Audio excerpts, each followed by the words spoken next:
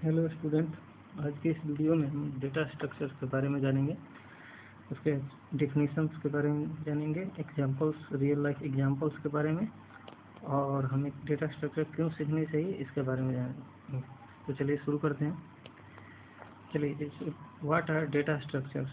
Data structure is a storage that is used to store and organize data. It is a way of arranging data on computer so that it can be accessed and updated efficiently. The data structure name indicates itself that organizing the data in memory. There are many ways of organizing the data in the memory, as we have already seen one of the data structure array in C language. अगर आप सी language पढ़े होंगे तो उसमें आपने array में देखा होगा कि इस तरह से कुछ डेटा को हम स्टोर करते थे, एक लीनियर वे में डेटा को स्टोर करते थे और इसे हम कहीं से भी एक्सेस करते थे। जैसे ये हमारा इंडेक्स 0, 1, 2, 3, 4, 5 और 6 है, तो हमें किसी भी इंडेक्स से हम डेटा को एक्सेस कर लेते थे। जैसे स्टूडेंट का रोल नंबर, हमें बहुत सारे स्टूडेंट यानी 10 स्टूडेंट का रोल नंबर स्टोर करना हो तो इस तरह से हम डेटा स्ट्रक्चर को यूज करते हैं। और data structure is a specialised format for organising, processing, retrieving and storing data. There are several basic and advance type of data structure. जैसे अभी हमने एक डेटा स्ट्रक्चर के बारे में ये देखा कि एरे है। एरे एक डेटा स्ट्रक्चर है जो लीनियर वे में डेटा को स्टोर करता है। All designed to arrange data to suit a specific purpose। हमारे पास अलग अलग टाइप्स के डेटा स्ट्रक्चर हैं जिसको हम स्पेसिफिक पर्पस के लिए अपने प्रोग्राम में यूज करते हैं, प्रोजेक्ट में यूज करते हैं।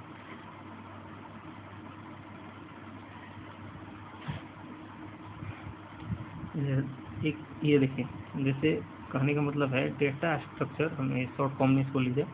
डेटा स्ट्रक्चर एक मेथड कह सकते हैं या एक वे कह सकते हैं, तरीका कह सकते हैं, जिसका यूज हम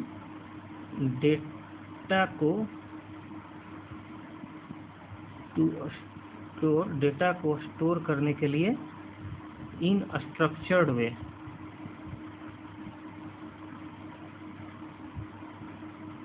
एक स्ट्रक्चर्ड वे में डेटा को हम स्टोर करते हैं ताकि हम उसे इजीली एक्सेस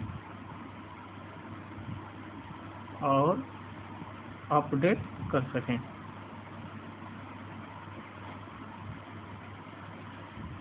इसके कुछ हम रियल लाइफ एग्जांपल्स देते हैं।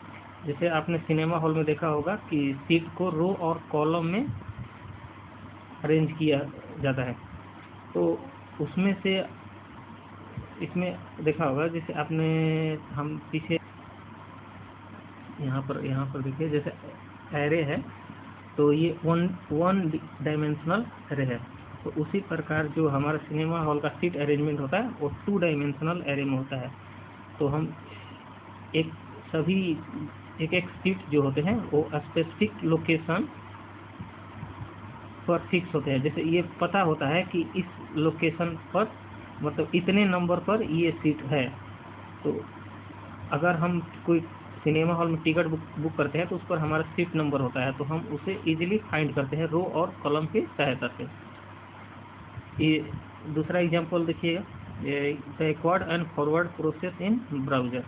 जैसे हम स्टार्ट में जैसे www.google.com पर जाते हैं, उसके बाद हम किसी और वेबसाइट पर जाते हैं, तो ये वेबसाइट को, हमारा जो वेबसाइट का लिंक होता है, ये ब्राउज़र हम इसे स्टोर करके रखता है ताकि हम अगर हम आगे की तरफ जा रहे हैं तो हम पीछे भी इजीली तरीके से आ सकें। तो वो 1 by 1 एक जैसे हम एक स्टेप आगे बढ़ते हैं उसको वो स्टोर करके रखते जाता है ताकि हम पीछे 1 by 1 उसी पर आ सकते हैं।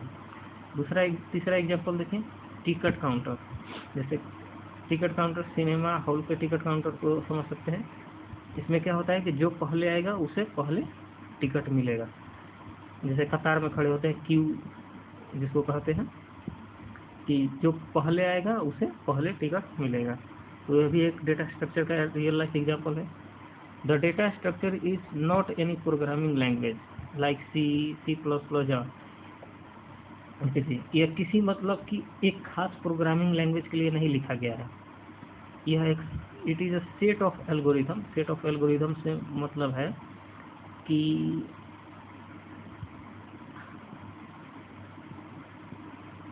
स्पेसिफिक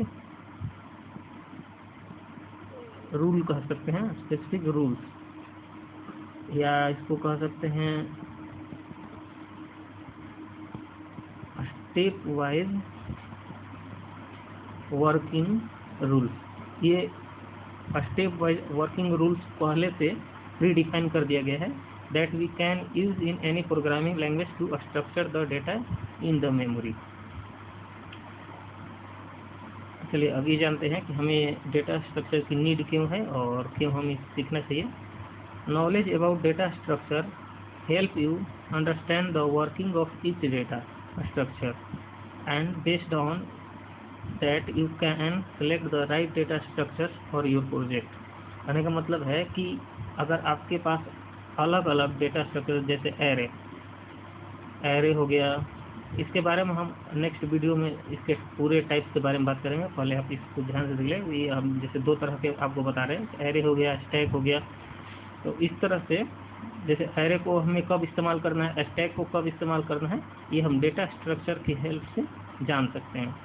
और ये भी जान सकते हैं कि हमारा जो लिखा हुआ प्रोग्राम है वो किस तरह से मेमोरी इफिशिएंट है और टाइम इफिशिएंट कोड है। जैसे कम समय में वो हमारा प्रोग्राम एग्जीक्यूट हो जाता है, कम स्पेस लेता है, स्पेस में मतलब कम मेमोरी लेता है, मेमोरी कहने का मतलब कम से कम बाइट में हमारा प्रोग्राम एग्जीक्यूट हो जाता है। तो चलिए आज के लिए इतना ही। हम नेक्स्ट वीडियो में डेटा स्ट्रक्चर के टाइप्स के बारे में बात करेंगे। धन्यवाद।